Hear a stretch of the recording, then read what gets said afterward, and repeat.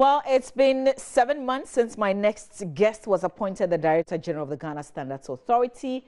The Ghana Standards Authority, by the way, is an agency of government responsible for promoting standards, standardization, and also undertakes conformity assessment activities in the country. That's on their website. Today, Professor Alexander Dodu will talk to us about what has changed since his appointment. We're going to run through some of the things that we've heard the Standards Authority was going to do, and then we will look ahead into 2018. What is to come? So good morning to you, Prof. Thank you for your time. Thank you. Good morning. Yeah. Are you enjoying your work at the authority? I am, actually. I am. It's different and new, but I am. Absolutely. Okay. Very challenging. I think there's so much to do that one wonders whether they can all be done, but they must be done. So they will be done. So let me first of all ask what has changed since your appointments? I think to the Ghanaian, probably the main things which they would have seen changing have been the heightened awareness of the role of standards and standardization in this country, and also a heightened awareness that probably a lot more needs to be done. I remember a few months ago when the issues of the electrical cables came up. Yeah. There were anxieties all around. And I will give the credit to the trading public, especially Guta, because they have come to us and said, you know what, we know where the bad guys are. We know where some of the problems are. Why don't we clean up once and for all? And for me, that is a vote of confidence, because traditionally, people used to see Guta as always just fighting for traders. But I think, and I'm quite certain that they want the right things to be done. So this year, hopefully in the week or two, you would hear that no longer would you buy cables and have to worry about whether they are dodgy or whether they are right. Because maybe just remind listeners, I mean, when we did our market surveillance, close to 80% of the cables on the market were not fit for use. 80, not 18. That is worrying. So in 2 weeks, we won't find 40 cables on the market? No, in 2 weeks, you'll be able to identify those we have given you our stamp of authentication, that this is genuine. I cannot say there will be no dodgy ones, but at least you see the ones we have endorsed. That will stand by, and that you can hold government accountable for, because you know that government is saying this is good, your tax money has tested it for you, and you can buy it with confidence. The rest, well, but that is the whole point. The whole point is that we need to put a certification mark on products that we guarantee meet a certain standard, which Ghanaians have agreed to be the standard that Ghana wants. To the extent that we do that, then we've done well. But there are big issues. We have been appropriately lambasted for not naming and shaming the petrol stations that were not given the appropriate volumes. I think because the authority gave us... Did you tell us you were going to do that? We got some hints that that was what you were going to do. We said we will be naming and shaming after we have engaged the players in the industry. So definitely this year, and our approach is simple. We had almost, we've just started a new year. Every year we have to do the verification. We do it twice, but now we're going to do it 4 times a year. And our view is that if a petrol station default, I mean, there's a problem once, you can always say it's a mechanical problem. And these things happen, that's why we do the verification. Twice, 3 times you cannot really justify. So if thunder strikes 3 times in the same place, I think we are very justified in naming and shaming. So when in this year? Well, we're talking about 2018, the whole year, and we'll surely be giving reports regularly. When should we expect that list? If there is no default, there will be no list, as you would appreciate. Okay. So our view is that we are doing a cycle of 3 months, I mean, every 3 months. But without giving too much away, our view is that where we have cause to believe, nothing in law prevents us from going back again and again, even on a weekly basis. So can we take it that you don't have any cause to be alarmed? Oh, we have a lot of cause to be anxious. To the extent that Ghanaians are saying that they believe something is wrong, we have to start from that perspective, that something can be wrong. Our job now is to test it and test it and test it and tell Ghanaians that it's not true. So really, we are not only going to tell the bad news, we also need to tell Ghanaians that we went to 100 petrol stations and everything is fine. Because I believe that the absence of any wrongdoing is also good. At least that's what Ghanaians, it builds confidence. But if there is wrongdoing, like we say in the first time, we are happy after the first quarter to say that X%, but to name the specific ones when they be involved only once, I think it would be unfair to the business So community. what can we confidently say after the end of 2017, December 2017? 2018. 2017 with regards the fuel stations that we have across the country. So in this calendar year, in regards the past, I'll be hesitant to say anything, but I know the data we had earlier would be, the second half of the year will be better than the first half because compliance has been better. But my colleagues in other agencies who have been involved will tell you that we have enough reason to believe that all is not well. Our job as the Standards Authority is to protect consumers. One, from the point of view of their safety, but two, their pockets. Any money they use should give them the value they expect the money to give. So for us, we take these issues of weights and measures and any disparities in it very, very seriously. Our approach is that there's no point saying it. It has to be open and transparent. And what we have pledged, and we do pledge again, is that we'll put all our data out there. But in the case of naming and shaming, in all systems, you only name and shame persistent offenders. One of is that you are dealing with a mechanical equipment which can fail. So first time you mentioned it, I think it's just not fair on the business community. But twice, thrice, then well, we have enough cause to go out there and not just name and shame, but also seek legal action. Yes, that is the only way to protect the consumer. So I visited a fuel station, and I think I still have the picture. A fire extinguisher I noticed had expired, but I was a bit confused. Is it the FDA or is the Standards Authority? Who do I send that photo to? Good question. I think that there's a lot of overlaps between what we do, that's the Standards Authority and the Food and Drugs Authority. The way we say is that we, the Standards Authority, set the standards, and the Food and Drugs Authority enforces the standards when it comes to foods and medicines. But for all other products, by and large, the Standards Authority is held accountable. So for this fire extinguisher, it would come to us. And I think the argument we are having is this: does this fire extinguisher meet Ghanaian standards? If not, why are we having it?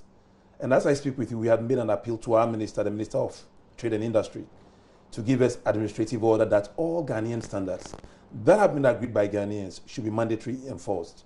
Because quite often you need a law to back you before you can take action. And there's a lot going to happen this year. We've spoken about the cables. But for us as an agency, one of our biggest focus this year is going to be the civil engineering sector. Buildings, roads, bridges, cranes. These things dangle on our buildings, and there is a weight limit. You just can't let them dangle. And what are you going to do? Stand on the bridges? I was making an example of the Achimota overpass. Would you have your men? What we are going to do for starters is that we are going to make sure that every road which is available, we test it and publish whether it meets the standards it should have met. You know, there is something deeply uncomfortable about seeing buildings collapse. We are not going to definitely say anything is mandatory, but we're going to make Ghanaians aware that are you aware that if you finish your foundation, you can actually have it tested to be sure that the soil on which your foundation is standing is solid enough. You're talking about an ordinary home? An ordinary home. Why not? You spend so much money if the foundation is dodgy. And how many of us haven't finished the houses and then seen them beginning to dance, cracks? And we do have the facilities to test these things. The Ghana Standards Authority? We do. How long would it take you to do a test? And how much would it cost? The cost will be usually the cost is actually quite, shall we say, moderate. Well, let me give you a classical example which Ghanaians know and they have been using. Most people, when they construct a borehole, they bring the water to the Standards Authority for us to test, so that we get them the quality. In the same way, we are trying to reach out to Ghanaians that for your building, and it's not just the foundation, every stage. I mean, have you looked at concrete being used in buildings? There was a time the Standards Authority tried to enforce the standards. We were chased from places. But we also believe that Ghanaians find anything which is mandatory deeply worrying. But there are so many things which are voluntary, which Ghanaians would like to do because it is in their interest. Because at the end of the day, we are serving Ghanaians. And I personally also have something against making things so mandatory that people feel stifled. I believe that you got to prove to Ghanaians the benefit of what you are doing, and they will buy into it rather than imposing it. I mean, in a democracy, it's deeply uncomfortable. So when you test the roads, then what? The roads are a different sector. We are definitely talking to the Public Procurement Agency and others that when road contracts are issued, there is a standard by which they should meet. I don't know whether you've had a chance to drive from Wa all the way to Navrongo on the new road. By the time you get to the end of the road, I mean, if you come from where they are not building, by the time you get to the other side, the road is already off. There's subsidence, there is this, and there is technology. You can test the ground, you can test the soil, you can test the water, you can ensure that the field is such that subsidence is covered, as in you compact the ground long enough. I mean, we are not getting value for money. So, as we speak, is that collaboration there, or it doesn't exist at all? Between, so for instance, the Highways Authority or the Procurement Authority, when we're undertaking big projects like that. I can use my road as an example because not too long ago, I live in Kuntunse, where we've got the satellite, and the president visited to launch the satellite. Exactly. And they fixed the road. But it's been, what, like how many months? And we're back to like where we started. And should it start raining, I know that the road will completely go off. I mean, I think His Excellency the President said something which for me I like. And now it's become my mantra. He always says that we want to build a Ghana beyond aid. Building a Ghana beyond aid means that we have to look at each other in the eye and ask whether we are doing the right things we should do. When road contracts are issued, there's a specification. Our job as the Standards Authority is to ensure that those specifications meet Ghanaian standards. And our job also is to independently test that what is on the ground is actually what it says is on the ground. Do you do that now? We are just starting for one good reason. One good reason was that we were very light on the building side of things. Now, we are trying to ensure that by the end of April this year, there will be a building code. And what we are telling Ghanaians is that having things on paper is easy. We do that too much in this country. I don't believe in that, and I'm sure everyone who knows my career knows that I don't believe in what's on paper. If you don't deploy it on the ground, what's the point? I know people are feeling, wow, you need to do that. I said, you know what? When you finish your window, you need to stress test it. You usually fire water on it for hours to see whether it will leak into your house or leak into the wall. When you have lifts, how often are we testing them? And how often are we issuing the certificates? I mean, are they being issued? I mentioned cranes. I mean, if you scan Ghanaian newspapers or you just go to Google and say building collapse in Ghana, it shocks you. And you're asking that if we are going to build a Ghana beyond aid, every single part of Ghanaian life must be taken seriously.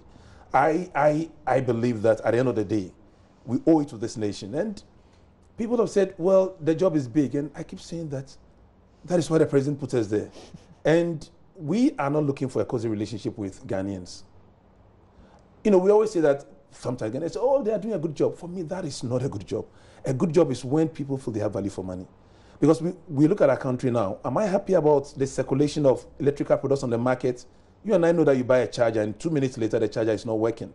You go to some shops and they are selling things with plaques of unknown dimensions. We have written to our minister. We are going to have a legislative instrument that Ghana, we say, is 3 pin. It will be 3 pin. You know what? If we do not take Ghana seriously, nobody will take Ghana seriously. And our job as servants and workers of Ghana is to take Ghana seriously. I hope the public would also take themselves seriously. You know why? Society gets what society demands. And I'm hoping that the same passion that Ghanaians use for politics, somebody has killed someone, all those things, which are important, of course, Ghanaians will attach it to the building blocks of our society. Standards, weights, quality of food, quality of education. That then builds a stronger country and a country beyond aid. But if our talk is just going to be about a politician was seen with a yellow car and a red car, and sometimes you ask that, are we really for real? When your child really still at home and you have enough credit to be fighting about. Occasionally I call some of them, they are important, but they are not the bread and butter issues of the day. And we need to come back to the bread and butter issues. Are our roads safe? I mean, are we getting value for money for the roads? What about the hospitals? What about the equipment we are using? What about medical laboratories? I mean, you ask what has changed. Since I took over, with support from the Ghana Health Service and the Centers for Disease Control, for the first time we now have standards for laboratory practice, that is medical labs. And it will shock you. So the labs have been operating without, and the answer is yes. So now, most of the labs and the associations have come that we should help them to be able to meet the standards, which means that as we sit now, it's a potluck. It's good to put the facts as they are. It's a potluck. Some places are better than others, and all we want is that Ghanaians should buy and spend their money with confidence wherever they go. Yeah. That is what you call a country beyond aid and a country that is serious about business. Two things that have happened recently, and I think one of the conversation still ongoing is this Uber taxi, and maybe I'm just stretching the argument, but you are standardization. Goods and services. So I don't know if you come in here. This impasse between Uber and taxi drivers.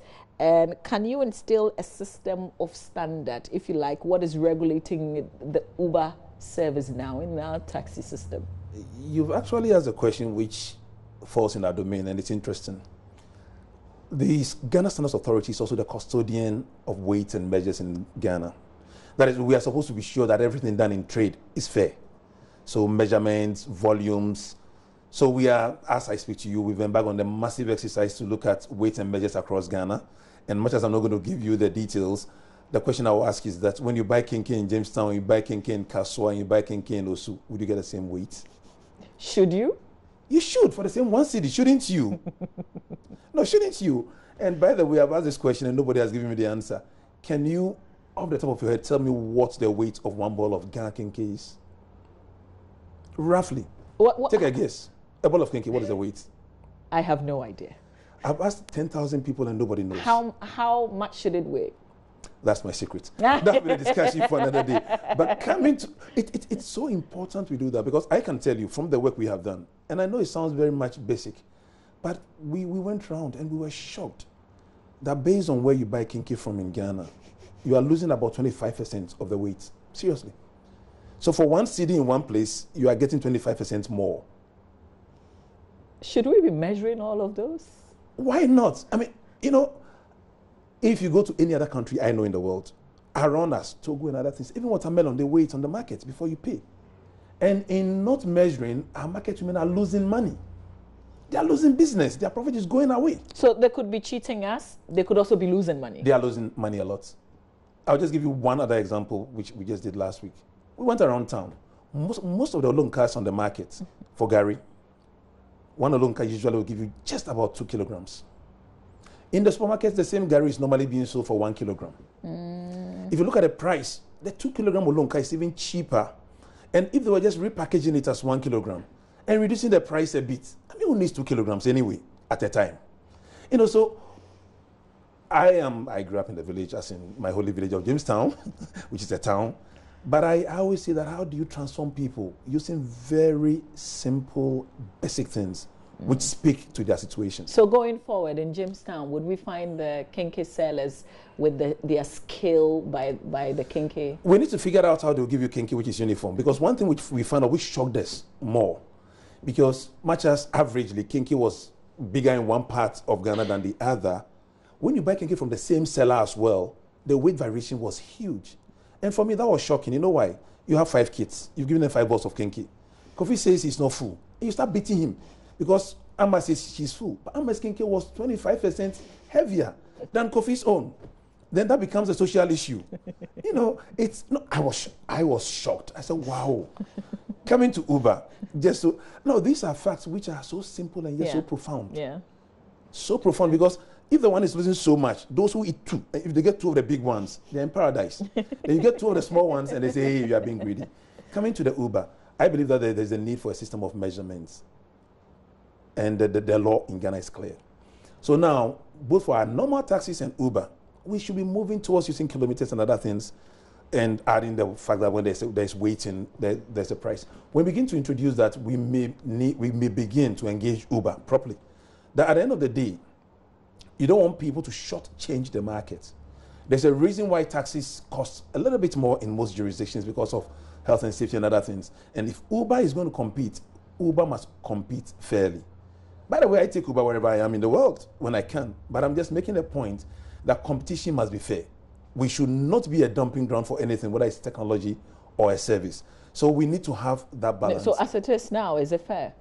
As it is now, it does not appear to be fair, except that Uber in Ghana doesn't, well, there are a few who are doing it individually with their own vehicles, but there are quite a lot also who are just, it's a company running a service. And issues have been raised. Fortunately, thankfully, Ghana hasn't had the safety issues that occurred in India. But Mavi, I'm going to add one more bit to it. Not scaring Ghanaians. But I've thrown this question, and we are beginning to engage the stakeholders. If we have 10 different electricity meters, and we pass the same energy of electricity through it, will the readings be the same in terms of the money? So these are all things which must be done. I'm not sure. I don't think so.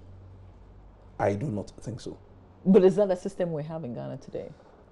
What I'm saying is that I will not be able to put my hand on my heart and say that if I buy 10 different electricity meters and pass the same amount of energy on it, the city spend will be the same. I don't think so. So what are you calling for exactly? I'm calling for standardization. I'm calling to ensure that we make sure that all these things are checked. I'm calling to ensure that as we move this country forward, no area of measurement will be opaque. Everything should be open. And the good thing is that the electricity company is willing to do that. So some of these things is not a criticism. It's more that we are making our voice heard and we are making the country aware of the rights that the laws of Ghana gives to protection. One type of meter? No, one type of meter. But whatever you bring, we call it calibration. It's like scales. You need to be sure that all of them start from zero and that the weight goes to where it should go. That way, and of course you need to check it repeatedly, whether it's every year or every 6 months, based on the nature of the equipment. I mean, the message, and the government has said it repeatedly, that we will protect Ghanaians. That's the president's view. The president says that to protect Ghanaians, they will strengthen the Standards Authority and also support the Consumers Association by passing the Consumer Protection Bill. So these are all part of the same thing. Our job is to bring to life that. And so in terms of weights and measures, we are really seeing seriously about it because we've had complaints. Even things like cement and other things, we've been told that sometimes people think the 50 kilogram is not 50 kilogram. Rice, you buy rice, they say 5 kg. Is it 5 kg? Who is checking? But when we buy the 5 kg, should there be a system of measurements? Apart from the fact that it's been written on the bag. But sometimes we have your stamp also on it. On the scales used in commerce in the supermarket, they should be there by law. And we do it, but we need to do it regularly and check regularly. So there's a lot to do, but I want to believe that in 2018, God willing, we'll be able to do it. What we are asking for from Ghanaians is that they shouldn't see us putting our nose in all aspects as something bad. I think we should be a country ruled by law, as the government has said. And one of the laws is that we should ensure that whatever we do is standardized. Just real quick before we go, I want to find out, did you have a role to play in Kumaka? We did not. We just followed from afar. We gave advice quietly as we could because anything you are doing, Noguchi always brings the equipment for us to calibrate to be sure that they are doing what they said they should do. We're glad the issue has been resolved and we are praying that there will be no more crisis in this country. All right. I think there was another thing, this fish poisoning issue. And again, I think this is one of those matters that is this FDA, is the Standards Authority. For all fish imports to Ghana, the law is clear, the Food and Drugs Authority is in charge. For every fish exports, the Standards Authority is in charge. Does that sound confusing? It's historical.